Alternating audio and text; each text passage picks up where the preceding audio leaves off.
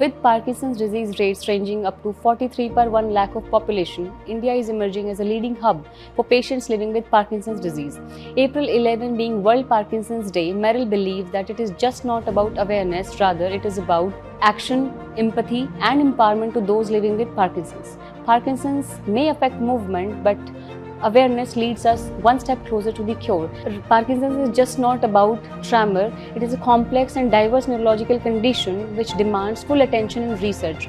Behind every Parkinson's disease diagnosis, there is a strong story of strength. This month, we honor those stories and push for progress. To discuss all of this today with us, we have Dr. Rohit Gupta. Dr. Gupta is a leading and most renowned neurologist of the region, currently serving as a chairman to Neurosciences with the Cord Super Speciality Hospital, Faridabad. Dr. Gupta specializes in treating a wide range of neurological conditions including Parkinson's, epilepsy, stroke and multiple sclerosis to name a few. Dr. Gupta is a leading stroke specialist of the region, having pioneered thrombolytic therapy for stroke treatment, and to date he has treated more than 1,000 stroke patients, making it the highest number in the region. Dr. Gupta has also introduced botulinum toxin injection therapy for conditions like chronic migraine, dystonia, spasm and facial spasm. So I welcome Dr. Gupta on behalf of entire Merrill family to this candid conversation and thank him to spare out some time with us. So Dr. Gupta, to start with, what is Parkinson's disease and what are some most common signs and symptoms of Parkinson's? So Parkinson's disease was first discovered by an English physician, Dr. James Parkinson, in the early 19th century as shaking palsy, which was later named as Parkinson. So Parkinson is a progressive neurodegenerative disease in which there is gradual loss of dopamine producing neurons. So dopamine is a neurotransmitter which is involved in movement, which is crucial for the movement. So loss of dopamine means loss of movement. So Parkinson's disease is an insidious onset, gradually progressive disease.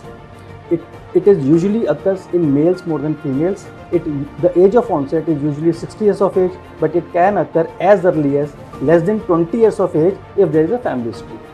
When we talk about the signs and symptoms, few points are very important. First, it is insidious onset, gradually progressive disease. Symptoms usually start on one side and it is progressive in nature, and symptoms may vary from person to person. To begin with, sometimes symptoms are so subtle that it may go unnoticed, like reduced arm swing while walking or decreased blink rate or expressionless face.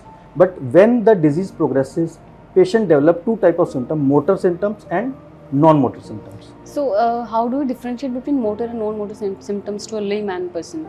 So the three cardinal symptoms in motor symptoms are tremors, bradykinesia and rigidity. So when you talk about tremors, so tremors are typically rest tremors, means they occur at rest. It is found in up to 80% of patients, and usually it starts with tremor in one hand or in jaw or one leg. Then bradykinesia means slowness of movement. So the patients become very slow. He does his activities of daily living in a very slow phase. Then comes the rigidity, which is typically known as cogwheel rigidity. So body becomes very stiff. Then the posture changes. The posture becomes very stooped and flexed posture. The gait becomes very slow. The handwriting changes. It becomes very small, which is called as micrographia. And with time, there can be effect on speech and swallowing also. Among the non-motor symptoms, mainly the patient has dysautonomia, means there is orthostatic hypotension. Means when the patient gets up, there is rapid fall in BP, which can lead to fainting attacks also. There can be GI symptoms like constipation or diarrhea. There can be erectile dysfunction in males. There can be sleep-related changes like decreased sleep or some sleep-related behavior disorders. Then there can be change in mood and change in cognition also, like dementia may also. So what are the most common causes of PD and what is the etiology of Parkinson's? So when we talk about the etiology, then the most cases have unknown etiology. Etiology is not known. So most cases are idiopathic. But in 5 to 10% cases, there are some genetic factors also, especially in those cases in which there is a family history. And some have secondary causes also, like vascular Parkinson. So the patients who get repeated stroke or small vessel disease, they develop secondary Parkinson, or there can be some drugs which causes Parkinson, which is called as drug-induced Parkinson, or there can be some toxins, chemicals, pesticides or repeated head injury which can cause Parkinson. So how common Parkinson's is? What is the Indian scenario of Parkinson's? How much burden Indian population does have of Parkinson's? So Parkinson is very common. It is the second most common age-related neurodegenerative disorder. It is the most common neurodegenerative movement disorder. When you talk about Indian population, so India has got one of the highest absolute number of cases. 10% of the global burden is from India only.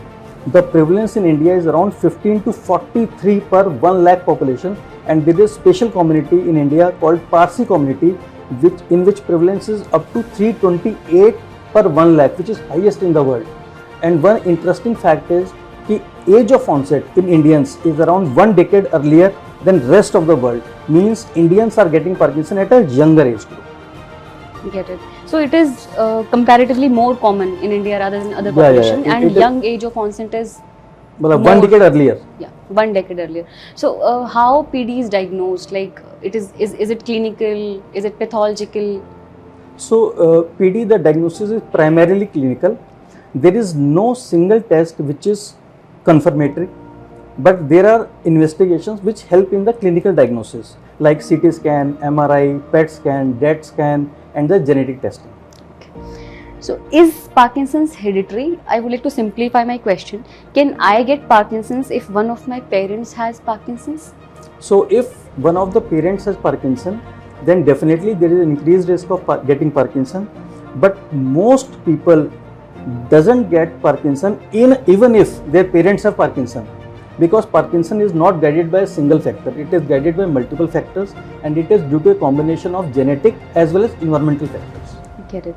So should I go for a genetic testing if one of my parent has Parkinson's? So this is very important.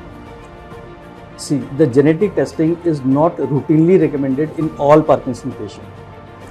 Even if you have genetic predisposition, then also there is no guarantee that you will get the Parkinson disease. But if you still have concerns, then you should consult a healthcare professional. So what are some of the most common genes or genetic factors which are responsible for Parkinson's? So the list is very long. To name a few? There are a lot of genes which are involved. Some common genes are like SNCA, PRKN, PINK1, GBA, LRRK2. So LRRK2 is the most common gene. The inheritance is usually autosomal dominant or autosomal recessive. But one thing is very important, that genetic testing, they identify these mutations, but the interpretation is very difficult, it is very complicated, and it requires the expertise of a healthcare professional. So since it is a complex disorder and is of mixed etiology, then who should go for genetic testing? What kind of patients or what kind of patients' families go for genetic testing? So as I told you earlier also, that PD testing, the genetic testing is not routinely recommended, but there are, yes, subset of patients in which should undergo this genetic testing. Like if you have early onset PD, means less than 50 years of age, if you have juvenile onset PD, less than 20 years of age, or you have a family history. Family history means if you have your first or second degree relative with Parkinson disease, then you may undergo this genetic testing as a preventive genetic testing to know your risk. So since genetic testing is not routinely recommended in all Parkinson's patients, what will be the right and most appropriate genetic testing for a PD patient you would recommend? So telling you the background, there are 4 types of tests which are available in the market. One is single gene testing, then there is panel testing, then there is whole exome sequencing and whole genome sequencing. So each test has its advantages and disadvantages. So starting with the single gene testing, as the name suggests, it focuses on targeted genes. But the disadvantage is it doesn't identify your new mutation or the uncommon mutation. Now in panel testing, you identify multiple genes simultaneously, but it again is not able to find out your new mutation or the uncommon mutation. The most promising is whole exome sequencing, in which you analyze the coding regions of all genes. So it identifies your new mutation also and uncommon mutation also. Yeah. But the disadvantage is the uncertainty of interpretation. In whole genome sequencing, you analyze the whole genome. So it has the same advantage. The entire DNA. But it is very costly. So if you talk to me, the most practical one is the whole exome sequencing. But if it comes out to be negative, then you should go for whole genome sequencing with new clinical features, family history and reverse phenotype. Get it. So you, according to you, whole exome is the most appropriate Yes, test for yes. just It is most reiterating. cost effective and gives you appropriate information. So it is it cost effective even than single gene or multi gene panel testing? Yes, it is most cost effective among all four. Get it. So what is the treatment for Parkinson's? Once we have the clinical identification, we have the pathological identification as well, we know the diagnosis now. So what would be the course of treatment for a PD patient? So treatment is very important. Few things to be remembered are that it is a treatable disease, Okay. but it is not curable. So most patient responds, but response rate may vary from individual to individual, and it is a lifelong treatment. The treatment is basically on the symptoms and to improve the quality of life. So when we talk about the treatment of Parkinson, there are three types of treatment. One is medical treatment, then comes the surgical treatment, and some therapies are there. So in medical treatment, the dopamine is the cornerstone of treatment. Then Okay. there are dopamine agonists also, which act like dopamine. Then there are some COMT inhibitors, MAO inhibitors, and anticholinergic drugs. When you talk about the surgical treatment, the best as of today is DBS, deep brain stimulation, in which you implant a device inside the brain. It is usually done for advanced Parkinson disease who have lost the response to dopamine and they have developed side effects of dopamine like on-off effect or dyskinesias.